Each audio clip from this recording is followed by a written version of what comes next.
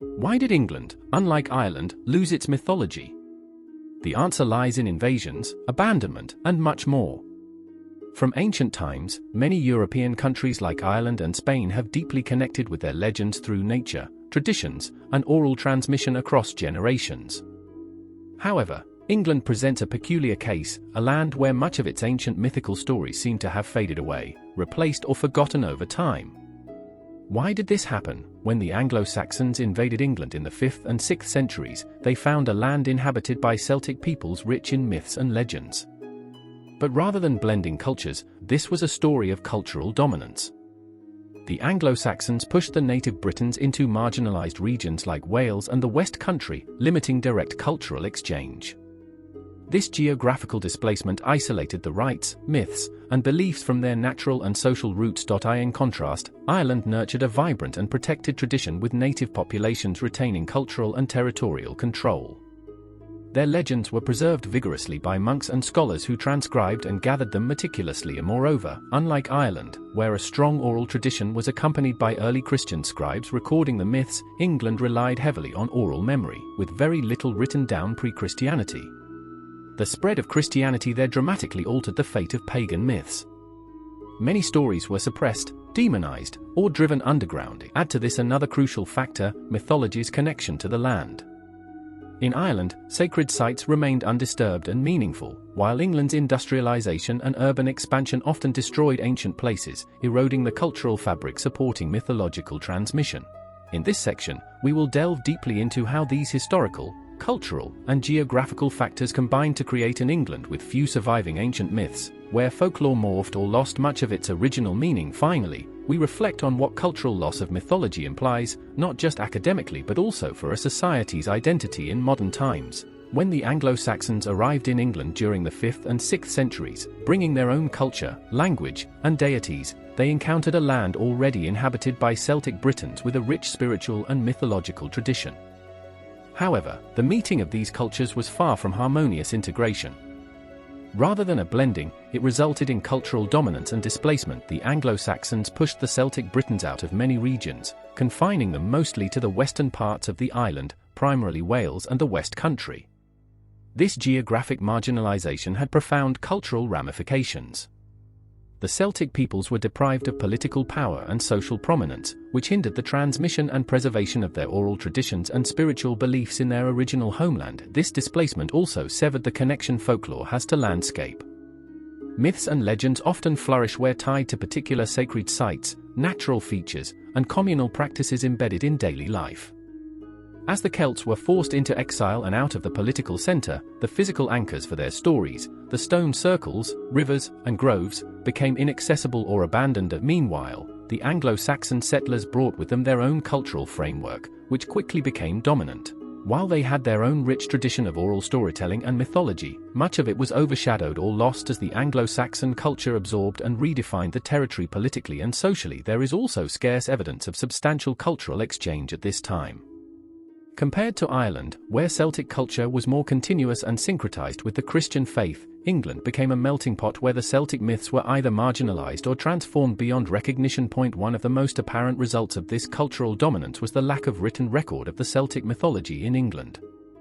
Unlike Irish monks who preserved their myths in writing, the Anglo-Saxon lands had delayed adoption of Christian literacy and its mechanisms for preserving oral traditions. As a consequence, many profound mythological stories and cultural memories must have been lost or severely altered, swallowed by the onward march of new religious ideas and political power.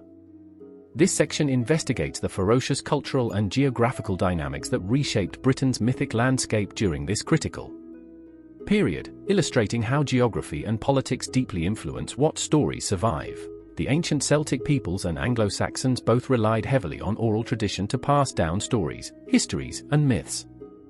The bardic tradition was strong, with storytellers, known as scops among the Anglo-Saxons, responsible for preserving cultural memory through song and poetry. However, a critical difference set apart England from Ireland. The early Christian monastic scribes in Ireland actively recorded many of the local myths, legends, and histories, transcribing them into manuscripts that have survived to this day.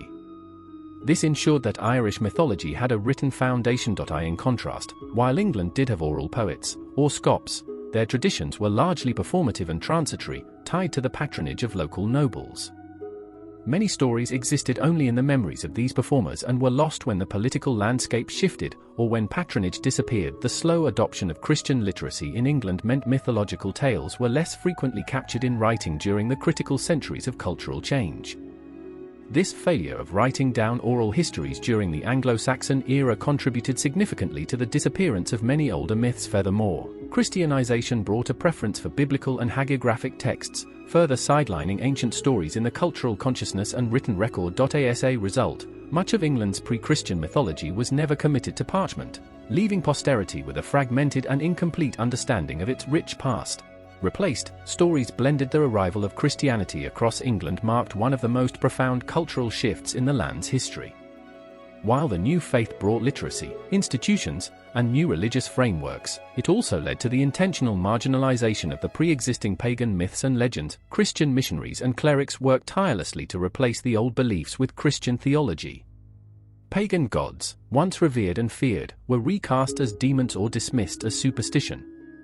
Many tales were altered to fit Christian morals or to emphasize the triumph of the new faith over dark, ancient powers. This process meant that the rich mythological canon of the Anglo-Saxons was gradually overwritten, and much of the oral tradition was either abandoned, hidden, or transformed into allegories that aligned with Christian teachings. Besides outright suppression, a blending also took place. Some pagan elements were syncretized into Christian folklore. Saints' legends sometimes incorporated tropes from older gods. Spirits and fairy folk were reimagined as angels, demons, or harmless wonders. Despite these efforts, fragments of the old mythology remained woven into local customs, superstitions, and vernacular traditions. Examples include the pervasive fear of certain spirits, the persistence of ritual dances, and the folk tales involving nature spirits and legendary creatures. However, the loss was considerable. Unlike Ireland's monasteries, which preserved myths in manuscripts, England's focus on religious texts with Christian content meant that much of the pagan mythos was not formally documented but relegated to fading oral memory. This section explores how Christianity reshaped the spiritual landscape of England, not just replacing gods but reformulating the very way people related to stories, community memory, and the sacred. The Norman conquest of 1066 was not just a political upheaval but also a cultural cataclysm for England's native traditions. With the arrival of the Normans, the Anglo-Saxon nobility, who had been the primary patrons of the oral bards and keepers of mythic traditions, was largely displaced. These bards, or scops, relied on the favor and support of the ruling elite to perform and preserve their stories. As new Norman rulers established themselves, these native artists lost their role, their support networks, and their audiences. The result was the rapid decline of a once vibrant oral culture. The Norman elite favored French and Latin literature, encouraging a literary culture quite foreign to native Anglo-Saxon storytelling traditions. Old tales, thus deprived of their social role, faded into obscurity. One poignant reflection on this loss was penned centuries later by J.R.R. Tolkien, who lamented the absence in England of a great national mythology like those preserved in Scandinavia and Ireland. Tolkien's creation of The Lord of the Rings can be understood as a creative attempt to rescue and reconstruct a mythology for England that had been lost centuries before. In this section, we delve into the social implications of conquest and cultural replacement, illustrating how history often writes over oral tradition, and the price paid when stories are silenced. Despite the sweeping cultural changes, the entire mythological fabric was never fully erased in England. Some elements found refuge and survival within localized folklore and rural traditions. These remnants, though smaller in scale than grand myths, continued to resonate deeply with the people. One particularly enduring example is the legend of the Wild Hunt, a ghostly procession of spectral riders galloping across the skies, often led by a great huntsman accompanied by eerie black hounds. This myth survived in various English regions, evolving in form but preserving its core essence, a harbinger of death and misfortune. The Wild Hunt and tales of black dogs were not simply superstitions but served as a ritual and psychological space where communities could contend with death, war, and social upheaval. Farmers, villagers, and sailors shared these stories as warnings and explanations for mysterious accidents or ominous occurrences. These beliefs reveal the complex process of myth transformation. As formal religion repressed ancient gods, folklore adapted and embedded onto local customs and fears. This section explores how such legends persisted as a cultural undercurrent, highlighting the resilience of myth in the popular imagination. These stories often kept alive a link to the land and its spiritual significance, serving as a bridge between ancient myth and Christianized England. The Protestant Reformation of the 16th century brought renewed challenges to the survival of England's ancient traditions and folklore. As the new religious ethos imposed strict regulations on popular practices, many customs previously tolerated under Catholicism came under suspicion and attack. Folk dances, agricultural rituals tied to the seasons, and local festivals that had roots in pagan celebrations were now often labeled as papist idolatry. Activities such as May Day celebrations, blessing of the fields, and community rituals faced outright prohibition or persecution for perceived superstition. This cultural repression fractured the community rituals that had sustained oral transmission of myths and legends. Practices which had integrated with Christian feast days or local customs were abandoned or altered beyond recognition. The collective memory and shared experience that are essential to folklore began to crack. Moreover, the Reformation's emphasis on individual scripture and rational faith left little room for communal narrative or mythic storytelling that didn't align with theological orthodoxy. This section sheds light on how religious reforms intensified the erosion of England's mythological landscape, accelerating the loss of folk customs and the very stories rooted in them. The final blow to the transmission of England's native folklore came with the sweeping social changes brought by the enclosure movement and the Industrial Revolution. Enclosures privatized large swaths of common land that rural communities had shared for centuries, displacing peasants and breaking apart long-established local relationships. As people were uprooted from their ancestral farms and villages, the storytelling traditions rooted in the connection to land and community lost their context. Oral folklore, which depended heavily on a collective sense of place and shared memory, began to fragment. The expanding industrial cities drew populations away from rural life. The tight-knit communities that once gathered around fires to share stories and preserve myths became more anonymous and disconnected. The rapid societal transformation stripped away physical and social spaces essential for maintaining folk myths.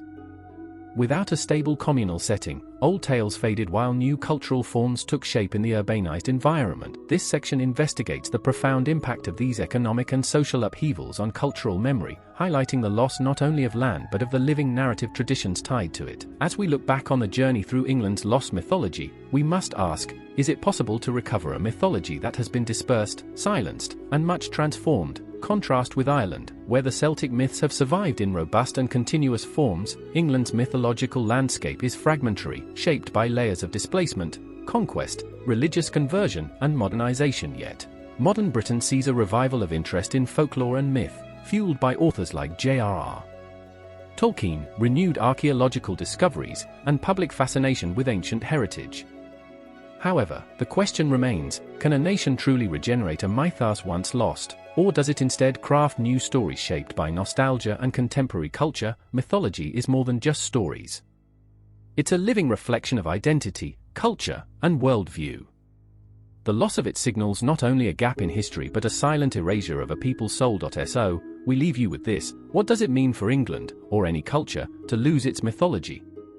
And can we reclaim the stories that connect us to our deepest past?